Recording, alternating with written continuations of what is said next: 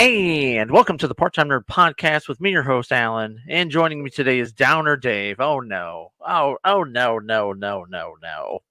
How are you doing, buddy? Pretty good. How are you? You know what? I can't complain too much. Here we are, Chapter 7, the Book of Boba Fett, In the Name of Honor, season finale. What are your initial thoughts? I don't know. I don't know what I don't want to go first. I was going to tell you to hey, do it like you did the Peacemaker one because you were like you talked for like 10 minutes straight and you were super excited about it. And I was like, hey man, really knocked it out of the park. I And was this excited about that. I think this one left us both feeling about the same. For me, it wasn't great. It was fun to watch. I wish I can't stand those freaking bionic teenagers with the motorized scooters, the Vespas flying around. They're like the worst part of this show. Just stop it.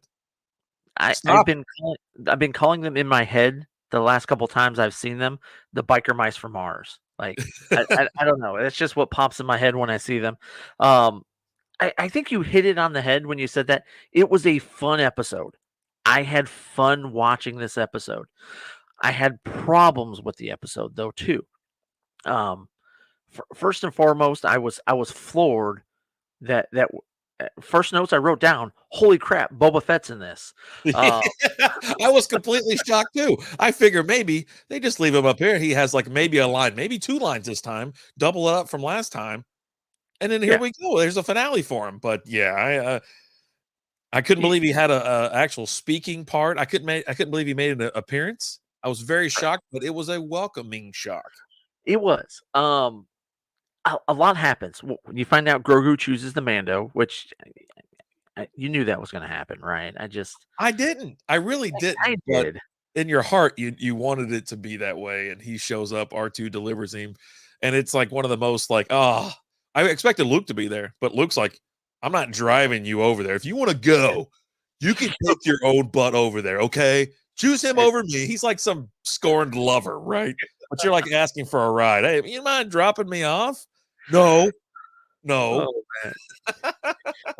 You find that out. You've got it picks up kind of where the last episode left off. You know, they're there in the cantina after it was bombed, and Boba's like, "Look, we gotta head back to the palace. That's our most secure place." And the biker mice from Mars are like, "No, we're not going anywhere. The city needs us now. You want to say this is your city and stuff. You need to stay here." And Boba's like, "You know what? Okay, you're right. I'll stay." And they've got a good plan formulated, right? They're like, "Look, the Pikes aren't here. We're waiting for the people from Freetown. You know, once they show up, we're going to be good to go. I'm going to have everyone here, and here, and then we'll know when something happens." Except for all the families turned on them. Ooh, they all turned on them. We the lose dogs, the reptiles, the yeah. We lost the twins, which I'm highly upset about. Like, for them to go down was upset. Black Kirsten, dude, that dude was like, he's taking on like a whole freaking platoon. I thought he was dead, and then I thought he was dead again, and then I thought maybe he might die one more time. I don't know. It just kept getting out of these situations. Like, how many spears and battle axes and bullet wounds and whatnot can one person, or let's say, a Wookiee can they take? But now we know a lot. A lot. It's quite a bit. A lot. You've got the bikers are trapped down. Finnick comes to save them. Who's the bikers? The biker mice from Mars. They're scooters. Yeah, don't ever refer to those as bikers. They're the biker gangs out there, roaming the flats. These clowns, these high school dropouts that are like, you know what, man, we're cool too, bro. Have you seen how many mirrors my scooter has? It's like 14 on each side, bro. It's got a lot. They're very flashy, for sure. But hey, whatever. God, they're so stupid. They're so dumb. They're pinned down. You've got Boba and Mando are there, and he's like, we've got, one of two options. Mando's like, look, we can go ahead and do this, and we can escape and get to your ship and all that. And Boba's like, yeah, well, that's not really an option. And they're like, okay, so suicide pact it is, essentially. Dude, he was Right? like, seriously, he goes, all right, let's die, bro. I'm like, And then you got the dude coming. He's like, excuse me, may I interject for a second? That guy. I'll tell you what though, I did enjoy this part because he's like, or I don't know if you know this or not, but I've been trained in negotiations. I would love to, you know, represent you in this, of course, whatever you say. And then Boba's like, okay, yeah, sure, cool. And I'm like, that's he odd. gave up really quick. Yeah. But then you find out he writes it all on there. The dude doesn't even look at the pad before he goes out there. And then he walks out there. He's like, yeah, just go ahead and read it. He's like, okay, Boba offers you. And he's looking at it and he's looking around. He's just like, son of a. Perhaps you would like to start first with what you would like to offer. He's like, read it. He's like, offers you nothing. You need to get out of here. You need to leave. I kind of thought they were going to pull a Luke. Just give him the guy. Like, I got an offer for you. Here's a goodwill, a good token. Take this dude. Right. But yeah, and they're getting ready to kill him. Then here they come popping out of the top. Now we're getting some action in here. I'm enjoying this. You got Boba, Mando. They're going to town. They're getting shot. They're getting pinned down. This is the end, right? They're at the end. They're overwhelmed. And then Freetown shows up, but you didn't think. You know what? I completely skipped over the whole Cad Bane scene, right? Yeah. Boba and Cad Bane face to face talking to each other, and Little showdown. And he's Boba's about to die right there. He was about to die, and Fennec stepped in like, your emotions are way too high. Way too high. Let's reel it back in there, Chief. Yeah. But yeah, and they don't think Freetown showing up. Well, then Freetown shows up with 12 people. Like, apparently they didn't get the memo. It's a numbers game, right? Like, I don't know what the deal with the Pikes either, because usually they have a ton of people, but like they come in certain number of waves, manageable amount of waves that you can pick off one or two, and then the strategic advantage. They didn't use it. Someone didn't get the assignment. I did want to say this: when they're pinned down and you can hear the armor just ting ting shots going off, all the armor or whatever on Mando puts his hands up. The only thing that ain't got effing armor on it, he's gonna protect his armored head with his unarmored hands. And I was like, come on, man. Well, maybe he doesn't get hit in the head because it's got to be jarring, right? Yes, you're protected, but that's got to be jarring, and you got to lose your bearings every time you're getting popped in the head. How do they not shoot him somewhere where that armor is not? The armor doesn't cover every bit of him. He's not a knight at the round table out there fully decked from toe to the top of their head in this crap. I ask myself that question every freaking time. Like when Mando's getting in these fights and stuff, and they're just popping it off the armor every time, and I'm looking, I'm like, there's a huge spot here. Shoot him in the foot. Shoot him in the leg. I mean, there's so many spots, but Freetown shows up, kind of turns the tide, and then they start retreating, and then all of a sudden these big giant ass freaking robots show up, like these big droids show up, like yeah, I'm like, holy crap. And they're just firing away at it, and I'm like, you guys don't realize it's not doing anything, right? Like, and they keep shooting, like they just keep on shooting. I was like, did you guys miss episode 1? Come on. I mean, everybody knows you can't. You're gonna have to outmaneuver, outflank these things. Bust them up from the inside a little bit, not just keep firing your. I mean, you should have just been going like this and just shoot in the air. You want to do something constructive? Shoot the biker kids. Just shoot them. Get the scooter gang. It was at this point. This is what I fully expected at this point. The X-wing to come through and shoot them. Right? Why didn't it? It's not R2's problem. Okay, R2 probably dropped Grogu off with Homegirl, and then left. She was like, "Oh, I'll take him," because like R2's like, "Come on, we got to go." And she's like, "Whoa, don't rush him. You got to let the kid eat. Like, let's let him eat and stuff." So, yeah. And then she shows up in like a little carriage, all casual, like there's nothing going on. Like, there's no red flags at all. Nobody's on the streets. Like all the bashing, all the loud explosions, like all the blast of fire. She's like taking a stroll through Central Park with a horse-drawn carriage. Like, well, it's such a beautiful day here in the desert. Yeah.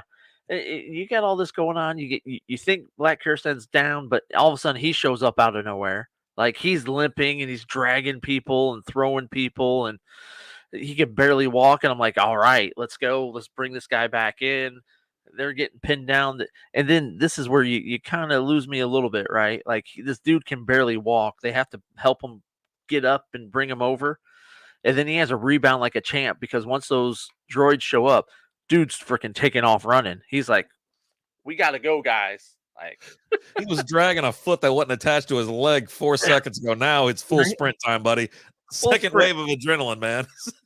Yeah. And just like, but again, it's entertaining. And then I get the scene that I wanted from the get-go. Once he got the Rancor and he said, I want to learn how to ride it.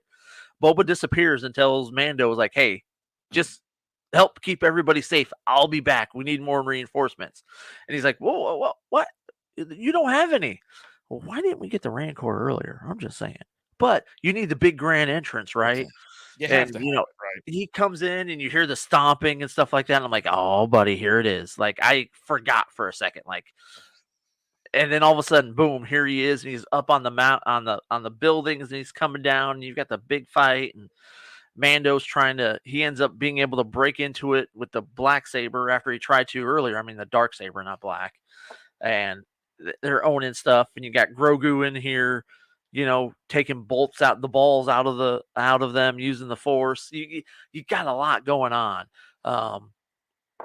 And you get the big, nice head-to-head showdown with the Rancor, the droid, the destroyers.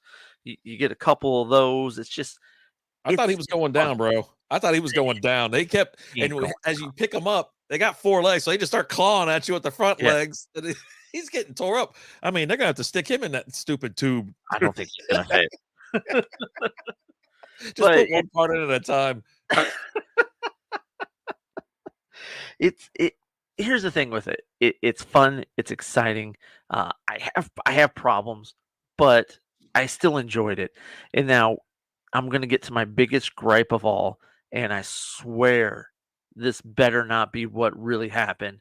You get the final showdown between Boba and Cad, and Cad's looking at him like, "Look, old man." And he's like, "You're old too." He's like, "I'm still quicker than you, buddy." He's like, "You ready to find out?" And he's like, "Yeah." And then, Cad Bane's getting the best of him. Then Boba pulls out his little stick magic, he learned from his Tusken Raiders and stuff like that. And he stabs Cad.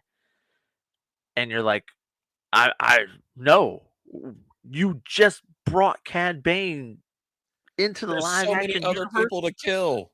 Like, there's so many others to kill. He's not dead. I really and truly am hoping he's not dead. I guess no one dies in this show if you watch the end credits. I mean, hey, here's the thing. Homeboy been dead for days. Darth Maul got chopped in half, okay, and he shows back up, okay. So make it happen. I was severely pissed. John Favreau, like I was so upset. But then you got like Mando's getting ready to the Rancor's running loose. Mando's trying to reel him in. Mando's getting his butt kicked. He's getting ready to die, and Grogu just comes walking out there, and he's got a little swag to his step now, doesn't he? Puts him to sleep, and then I absolutely love it when he does this. Like he does all this work, he puts him to sleep, and he walks over there next to him and kind of pets him, and then just kind of lays down. All right, I'm time for a little nappy nap. Snuggles up in there with him. Yeah. And then you kind of fast forward a little bit. I'm assuming a decent amount of time has passed because, well, you had Finnick take out the Pikes and all the crime families, all the bosses. Like she goes in there and just takes out the mayor, strings the mayor up, and like that was great. Yeah. Yeah. Out of all of them, he needed to die. Because the Pikes were coming. So something had to happen with them showing up and finding out, seeing a bunch of Pike heads on stakes at the airport or something like that, and they left, or they just haven't come yet, right? And Boba's kind of walking around through the town. Everyone's giving him props. He's now in charge. There's no mistake about it. He's in charge. He's got a Rancor that he will bring out and annihilate you with, and everyone's kind of showing respect. His arm still hurts. He's like, why does everyone got to keep using the right arm and stuff like that? She's like, well, you need to go in the back of tank. And he's like, well, that's in use right now. And I'm like, Black Kirstan's in it, right? Because he had already made the comment, hey, I owe you some time in it. And then you go a little bit forward and he's right there. And I get a glimmer of hope for a second. Because I'm like, Cad Bane's in there. He put Cad in there. Cad Bane's in there. And I'm like, I write it down. I'm like, the back of tank, Cad. And then you get the credits, and then you get a little end credit scene, and Cobb's in the back of tank, and the guy who does the modifications is there, and it's not Cad Bane.